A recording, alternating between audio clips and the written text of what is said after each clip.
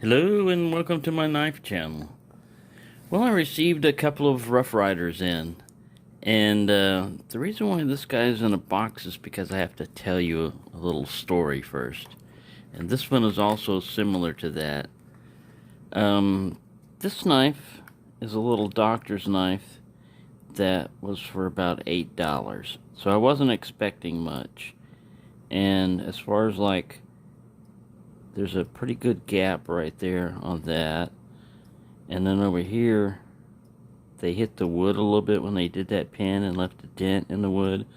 But I mean, for an $8 knife, and it's got a great walk and talk on it. I mean, it's got a good half stop on it. It locks in place real well. I like the shape of the blade. Its secondary blade also has a nice shape. Pretty good walk and talk on it.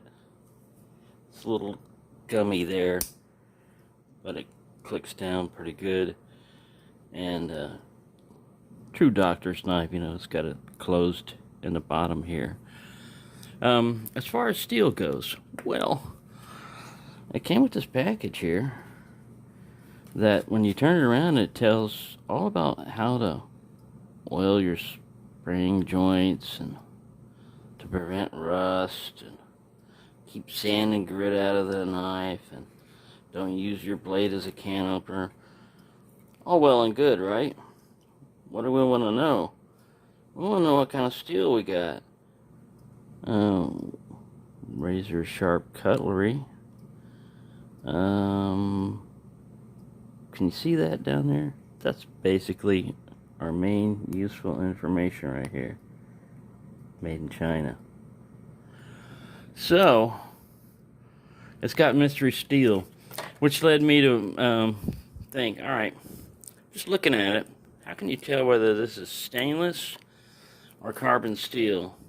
Well, sometimes you can use a magnet, but stainless steel is still magnetic. So a magnet's not a super good way. Maybe it is, I don't know. But the main thing is you could do a patina test on it.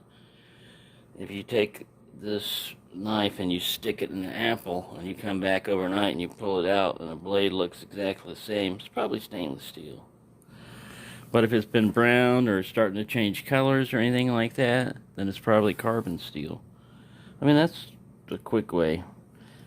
Overall, it says China over here on the Tang stamp. It's not a bad knife. It's got a couple of dings in the blade edge. I don't know if you can see it here. Get it to focus. There we go. Nice focus on the edge here. Not a bad edge on it. Not a bad grind. Right up here, there's a little ding in the blade. But this got a fairly good grind on it. Let me get some paper here. See how it does.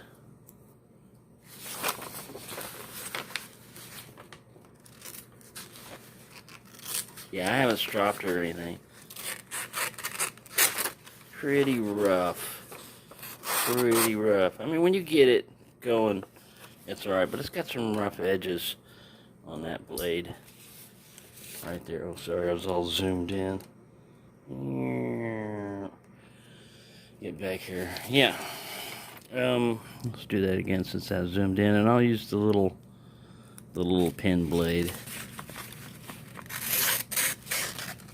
The pin blade sharper. The pin blade sharper. But not bad, you know, not bad. Alright, so this one cost around $8. This one here costs double. And what I thought it was, about this size. I thought it was about this size. I thought it was a double-bladed Barlow. I mean, it said it was small, right? I didn't know how small it was going to be. Alright, so a little small knife is not super disappointing to me, but what is super disappointing? That thin of a blade. That's the main blade. See, I thought what I was seeing in a picture was like a doctor's knife, you know, kind of like this. there were no dimensions given on it, you know. But I really don't like these little dinky blades with no belly on them whatsoever, especially as the main blade.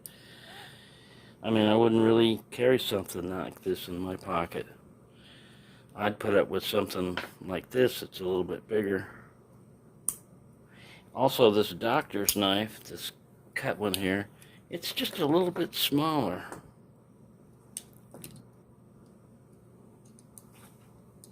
Just a little bit smaller than the regular one, so let's do a little bit of measurement here. We'll do it in inches first. Zero yourself.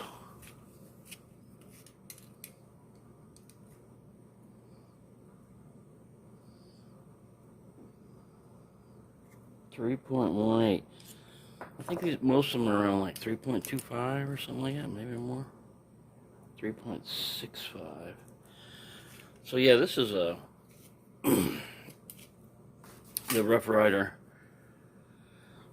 brown stag bone. So it's one of those two-bladed, but the second blade is a, instead of a spatula, it's a pen blade. So not bad though. This is a wood handle here. It's not bad. Like I said, they only dinged up. Get it to focus you.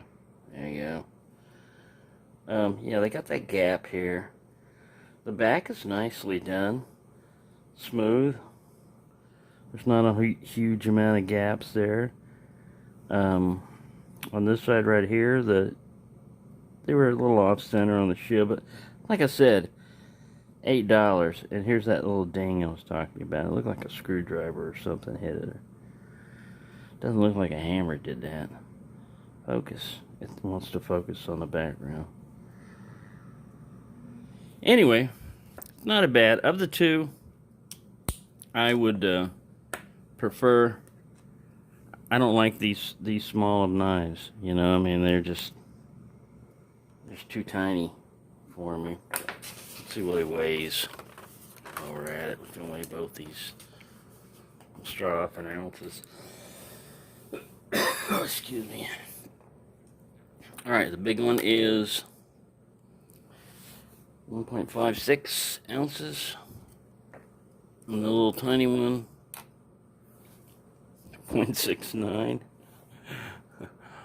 All right, let's switch over to grams.